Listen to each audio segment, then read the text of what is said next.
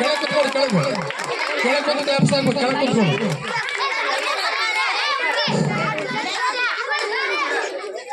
ಎಲ್ರು ಕೆಳಗೆ ಕೂತ್ಕೊಂಡು ಕ್ಯಾಪ್ಸ್ ಹಾಕ್ರಿ ಕೆಳಗೆ ಕೂತ್ಕೋಬೇಕು